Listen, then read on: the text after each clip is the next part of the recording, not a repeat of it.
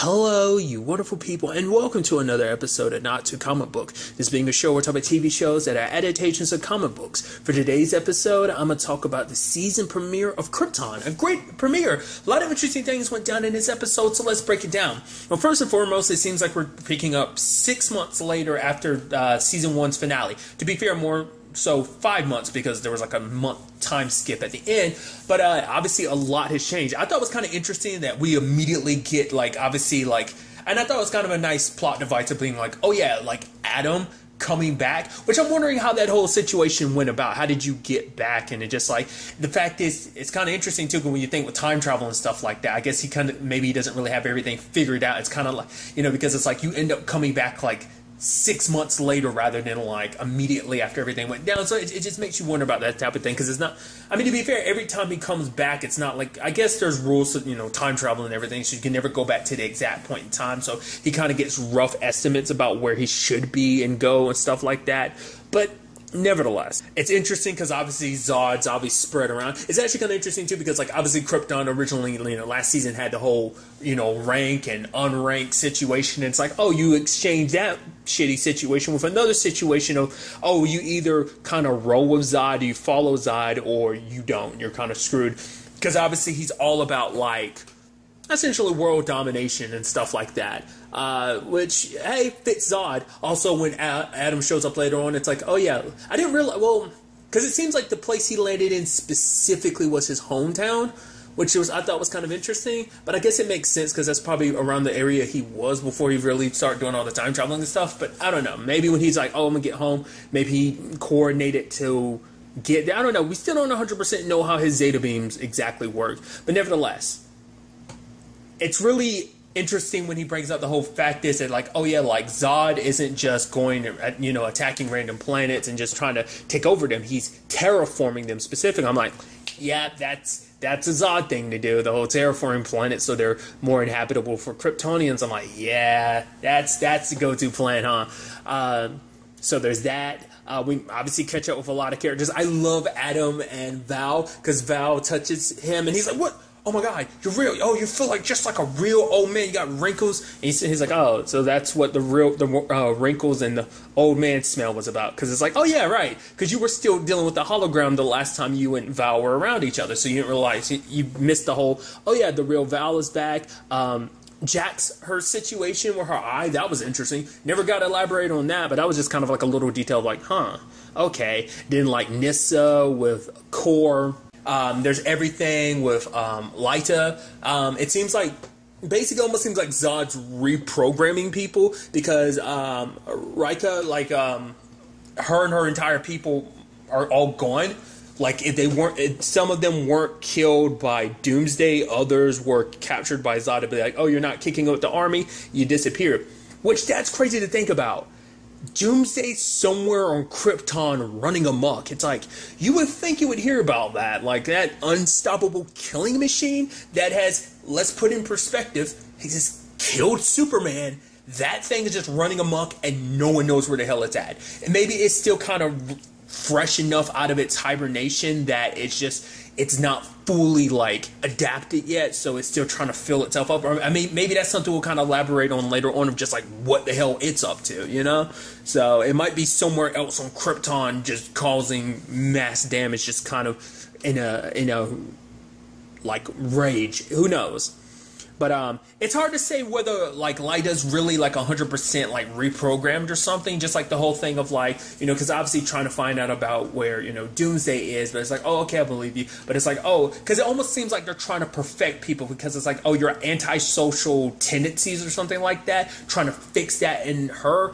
Like Lyta was like suggesting like, oh, we're trying to like fix that. So it's like imperfections in people. It seems like they're trying to turn people into more, warriors, because that's Zod's whole thing. It's like he wants to make Krypton more military based so that like no one will ever threaten them the way Brainiac did. It's like, so I guess that's kind of the whole point of kind of getting rid of anything that would be kind of weakness, kind of getting rid of also emotions too, it seems like, to kind of turn you into soulless machines. But there's a moment where Lyda's walking away, you see her kind of pause. Like, I think maybe there's remnants there, because I'm not sure, because like at the end of it seemed like obviously we saw her and Dev look at each other at the end of season 1 like, oh crap, this is what's happening. So I'm wondering, is it a situation of like she's playing along, or is she 100% programmed that a little bit of her is still kind of peeking through? Also brings up the big question, where's Dev?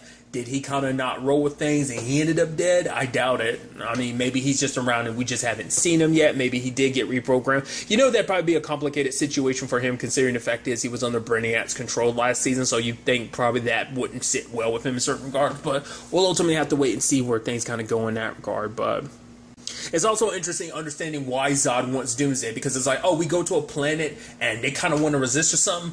We just drop Doomsday up there and just kind of, yeah, it's a good day's work, because that way we don't have to, potentially waste or lose any Kryptonian lives. We just send Doomsday in there, which is like, once again, it's like, do you not understand the aspect of that thing can't be controlled? It's like trying to put literally a wild animal on a leash, but it's like, Zod's got his ambitions and stuff like that, and obviously trying to make it seem like, oh yeah, like the fact, because I thought it was kind of interesting too, apparently he makes it known that like, oh yeah, I'm also from the future. I'm like, oh, and it never crossed my mind to think like, oh yeah, there's a detail you'd probably fill in a whole world about, because it's like, oh, why I know so much, why I'm the perfect leader is because I know what the future has in store for us, so I know what mistakes to correct now, so that's not an issue for us later on. So I mean, it makes perfect sense, but just never crossed my mind to be like, oh yeah, because there's also the whole space-time continuum thing of like, well, just trying to not throw time off completely off whack, where you'd be like,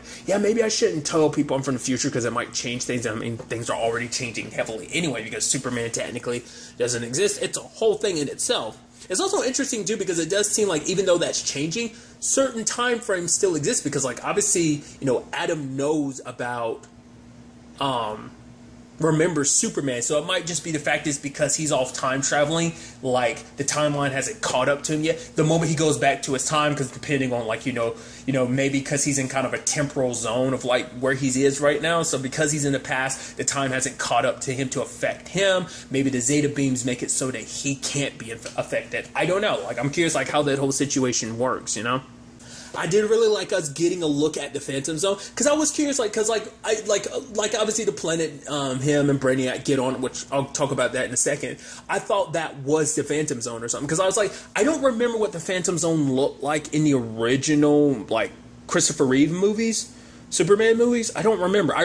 My knowledge of the Phantom Zone, like what kind of clicks in my head is Smallville, because Smallville's Phantom Zone is like this desolate wasteland. So I'm trying to it kind of look like it looks like something out of Mad Max, but instead of like having the color grade that Mad Max does, that saturated look. Well, the one from Smallville has more of like a grayscale type of saturation to it, but nevertheless, that's me going on a huge tangent. But it's like this purple, like colorful light show and stuff like that. It's actually kind of very pretty, but obviously the whole, because I completely forgotten about the whole fact is of like, right, it exists out of time and space, so obviously like he's seeing Sag is seeing things like Val did. It's like, oh, seeing potential possible futures. One of them is apparently Zod killing Lyta, which is interesting because like, well, that's your mother. Not unless it's supposed to be like, oh, that's her after she had given birth to him, or maybe it's a situation where he like created a paradox type of situation where it's kind of like, oh, I'm here now, so I'm able to I've ensured my own existence already because like I already made sure that I was born, so I don't need my mom around anymore, or like whatever. I'd assume that's the most logical thing, because it's like, would you really be all that keen to kill your mom, considering the fact is you need her to exist and everything? Like, not unless there ends up being something else to that, who knows. What I thought was kind of interesting too is what, obviously it wasn't, actually Val, but it was actually, Brainiac, I thought was kind of interesting. It's like, oh, the Sunstone has the power of like a 10 billion year old sun, which I'm like, the moment he said that, I'm like, is that supposed to mean something exactly? Like, could that be like a situation of utilizing that to get some, because, it isn't just a Superman thing. Like, once again, like all Kryptonians could get superhuman abilities because of the yellow sun. So it makes you wonder, will that kind of play a role in that in any shape or form? Because if it's like a, specifically it's like, from a 10 billion year old yellow sun at that. So I don't know. Obviously, using it, you can actually, literally pierce the veil, which the moment you said that, literally, my mind immediately goes, like, it's just like hearing those literal words, pierce, like, obviously it's like, I'm sure it's a phrase, but it just makes me immediately think of the band Pierce the Veil, but nevertheless, but it just, like, cutting through, like, wormholes into, escaping the time. Well, what is the Phantom Zone and everything like that. And it's so interesting that the planet they happen to land on, apparently it's, I'm blanking, Brainiacs. God, sorry about that. I had a brain fart. So that was kind of interesting. I'm wondering, is that just kind of like, it just happenstance? Or, did Brainiac specifically be like, oh yeah, this particular wormhole, because there's a whole bunch around, so maybe he pointed in the direction of like, oh yeah, this one's going to lead me back to my planet. It is kind of interesting to break it down and find out, like, a lot of interesting things, like, about how, like, Brainiac came to be. Also, that he is the last of his species, which is interesting because, like, well, mainly, because of Supergirl and a little bit of Smallville, the whole aspect of, like, oh yeah, Brainiac 5, Brainy, so it's like, okay, so that came, obviously, this is also Brainiac from centuries ago, back, earlier Krypton. So it's like, okay, so obviously, like, everything with Brainy, that's in like year 3000. So that has to be kind of looked at a little bit differently and to be considered and everything. I just think it's kind of fascinating when you actually break it down. But I also thought it was kind of interesting too, because we had these mortal enemies kind of being allies, because he's actually telling them, like, hey, you should look out for your health and everything like that. You should take care of yourself. I'm like, that's so weird to hear him kind of bring that up to Seg about, like, oh, you should do this and that, because obviously it's like he needs Seg, but I guess it's kind of like maybe Seg's the only one who could utilize the Sunstone, so maybe that's what he's referencing, or because, like, he's not at full capabilities because parts of the Sunstone kind of messed with it, like the radiation from it kind of messed with him when they were kind of entering, into this planet and everything. It's kind of fascinating, the whole situation. So I was like, oh, that's really interesting. Just it kind of gets broken down like that.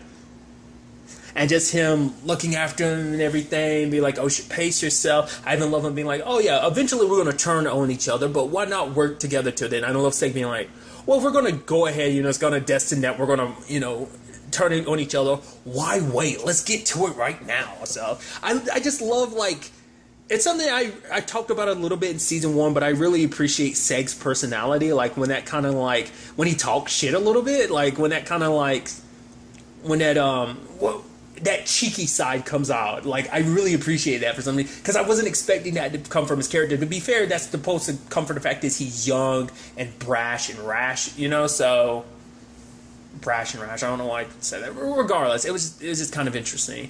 Other things that popped up was the whole Nissa situation. Now, that's kind of interesting on many different levels, because obviously, I make it just interesting comparison, because it's like, let's not forget Ava's kind of going through the same thing in Legends of Tomorrow to a certain extent, kind of having an identity crisis, because, like, oh, she found out she's a clone, but to be fair, Nissa's situation is different. She's based on someone, because I could be wrong, but I think Ava from Legends, she's not based on anyone. Like, obviously, it's just like a whole bunch of clones. I don't think they're actually based on anyone real. I don't think that was ever referenced that it was. Maybe it wasn't, I'm just not remembering correctly. But, obviously Nissa was based on someone. But now it puts, kind of puts you in a situation of having, like, a midlife crisis. Well, not a midlife crisis, but more a identity crisis. Because you're like, I don't know what's me and what's not me, because some of my memories are obviously fake. But obviously she wants to understand stuff about herself. It's like, okay, why was I in that skimmer with my mom? What happened with the accident? Why was I there? And, like, how much of this stuff is me and not just someone else? Stuff like that. So that's kind of interesting.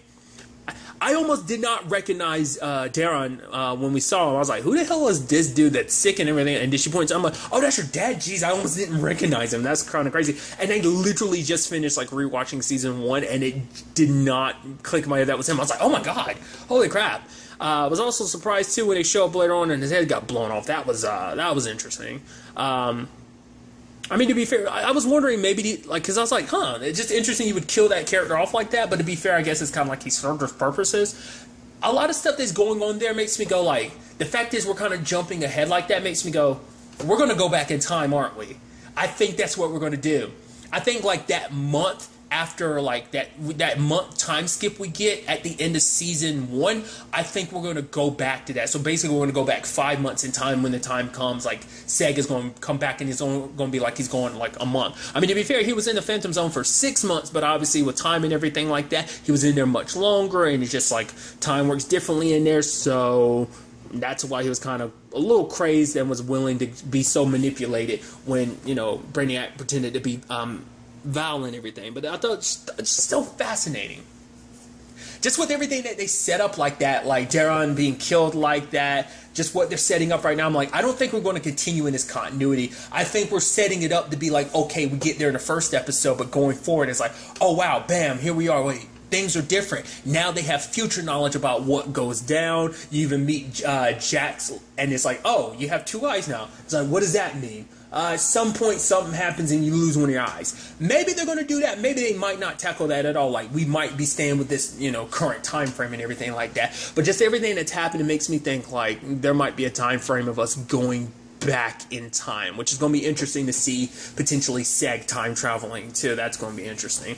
I mean, to be fair, he's also got that level of like, oh yeah, I've also been, you know, in the Phantom Zone, so I've seen parts of the future too. So that's a whole complicated thing in itself. So it's also interesting to learn a little more about Krypton too. Like the whole fact is that it has 3 moons.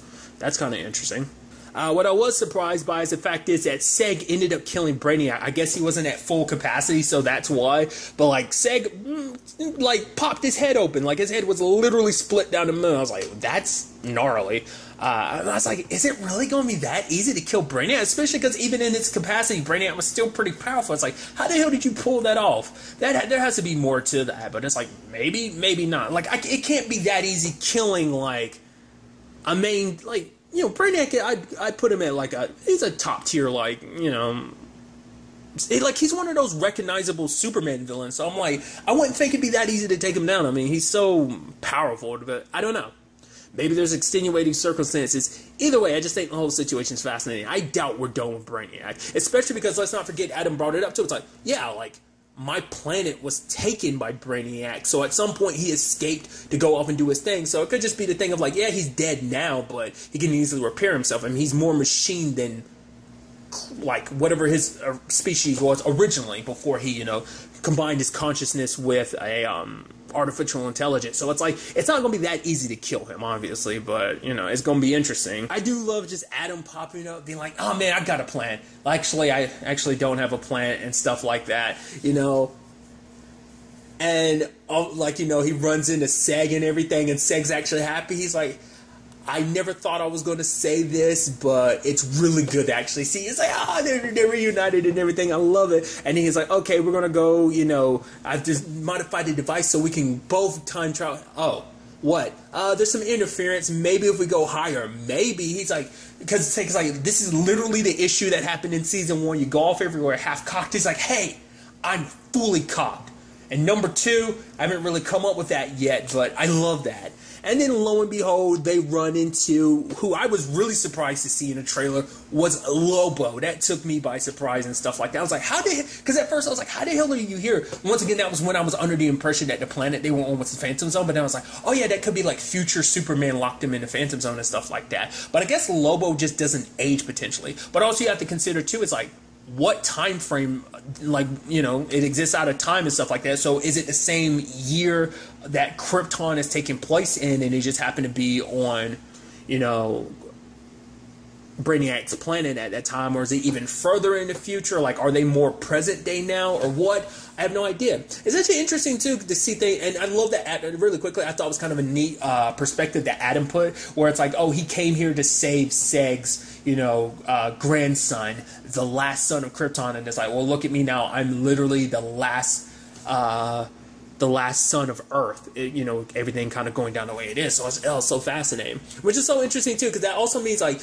basically no matter what Zod did, amassing this army and doing all this stuff, it means nothing compared to Brainiac. So it's like, you know, it's just kind of interesting how that all still, when you actually really break that down, kind of think about it like that. that everything Zod does is kind of futile because Brainiac still wins in the end. So, I mean, Val had even said it last season that every outcome seemed like it ended with Brainiac winning. So, I mean, he is out of the Phantom Zone, so obviously all he has to do is pull himself back together. So, but I am curious, like, why Lobo is kicking in on that planet. He's like, I didn't think anyone else is there. It is kind of neat to immediately, because my only experience with Lobo is the 90s Superman cartoon. I think it's just Superman the animated series, but he was just kind of like, obviously, like a biker bro and stuff like that. I don't think we've seen his bike in the I don't think the trailer showed it either, so I think that'd be kind of pretty neat to see that. But I love him kind of cracking jokes and be like, I forgot what he was saying. He was like, oh yeah, you see what I did there? I was like, wait, no you didn't, because you guys are unconscious right now. Never mind. He's kind of jokey and stuff like that, which I really appreciate. Like, he's kind of, like, basically, like, at least from what my memory, like I said, he's a bit of a biker. He's kind of a meathead in the original, in the animated show. So it seems like, it doesn't seem like he's necessarily a meathead, but it seems like there might be elements of it. So I'm very interested to find out, like, okay, like, if we're going to see Lobo a lot this season, a little bit. Is he the only one? Maybe there's other, surprise characters we'll get this season. I don't know. It's definitely going to be interesting to see how this whole Zod situation ultimately ends up playing out, and just what ends up happening with Seg and Adam. But once again, it's not even, there's a lot of other people we still don't know where everything stands. That's why I'm kind of like, they had to be traveling back in time to, like, picking up right where season 1 left off with that month time skip.